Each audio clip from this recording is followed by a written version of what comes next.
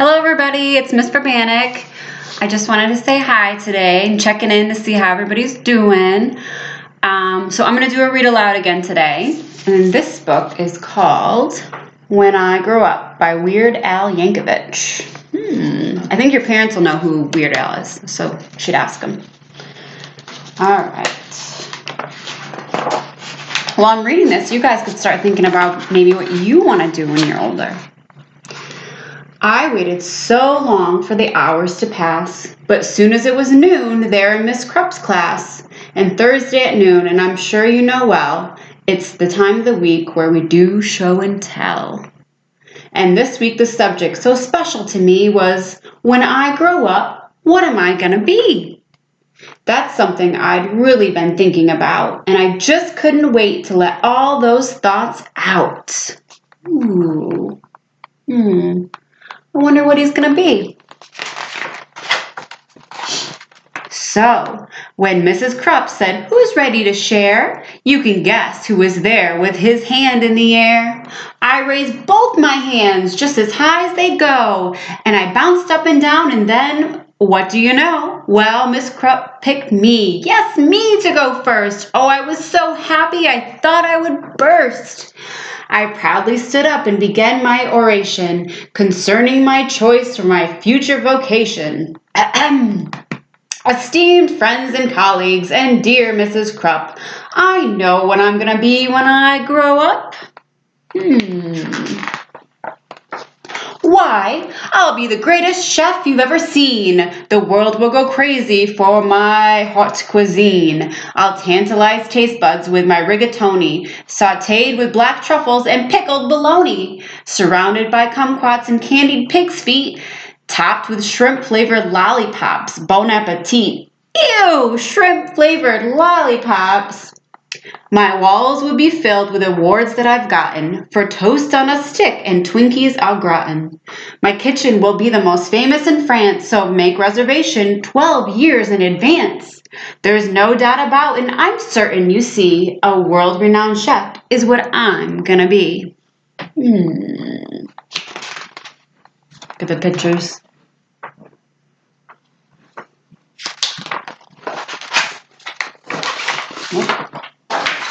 That's really nice, Billy, sweet Mrs. Krupp said. Who wants to be next? Maybe Susie or Fred. I said, hold the phone now. I haven't departed. Hang on to your seats, 'cause I'm just getting started.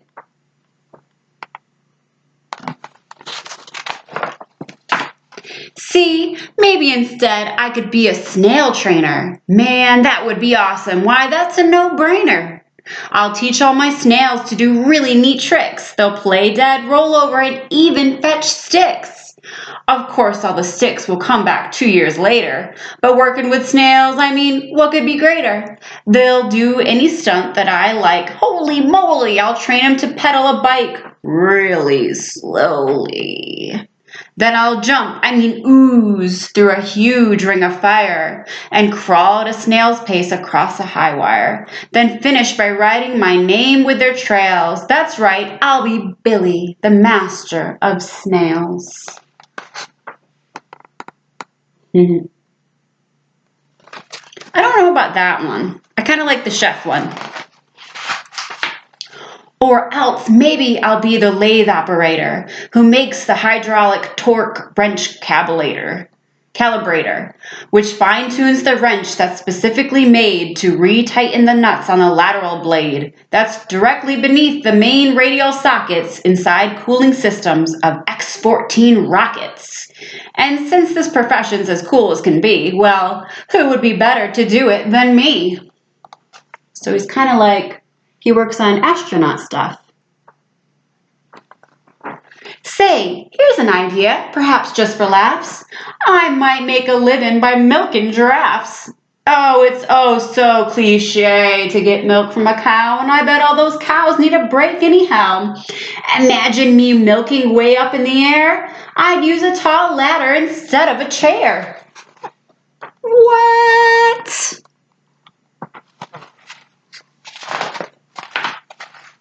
What? Milking giraffes, Mrs. Krupp said. Oh, please. I countered, how else would we make giraffe cheese? Now don't interrupt me. I'm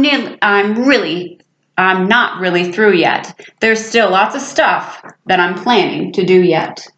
'Cause maybe I'll be a gorilla masseuse. That looks scary. I don't know if I'd want to massage his back. Or an artist who sculpts out of chocolate mousse.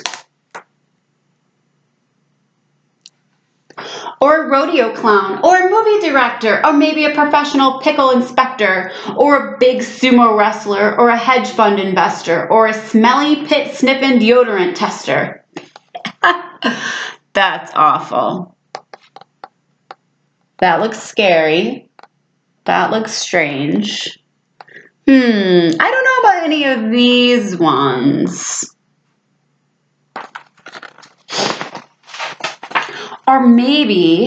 Or I'll be an expert on nuclear fission, or else a foot model, or a friendly mortician, or a waiter, a skater, a master debater, or dinosaur dusting museum curator, or TV repairman, or sidewalk sign waver, or part-time assistant tarantula shaver. Funny. And that's about when Mrs. Krupp said, "Now, Billy, please make up your mind. This is getting quite silly. Which one of those things are you going to choose?" I shuffled around and I looked at my shoes.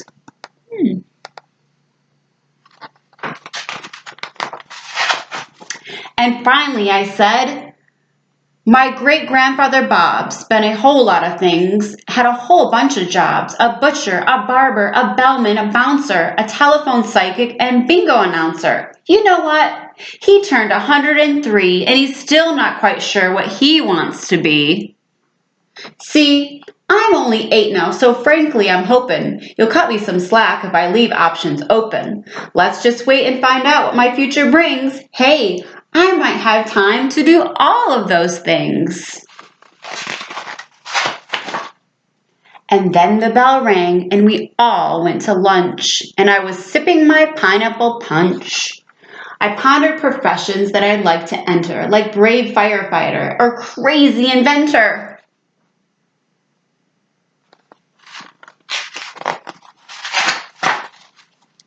Or maybe, just maybe, when I grow up, I can be a great teacher, like dear Mrs. Krupp.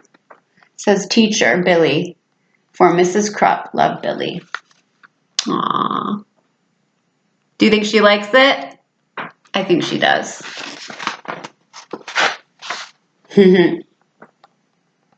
The end. I wanted to be a million different things when I was little. From an actress to a marine biologist so I could swim in the ocean, all sorts of things. But I love school, and that's definitely why I got into teaching.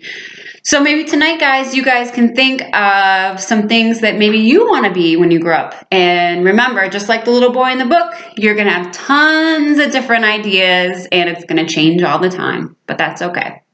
All right, I hope you guys are having a good night, and I'll check in with you guys tomorrow. Bye.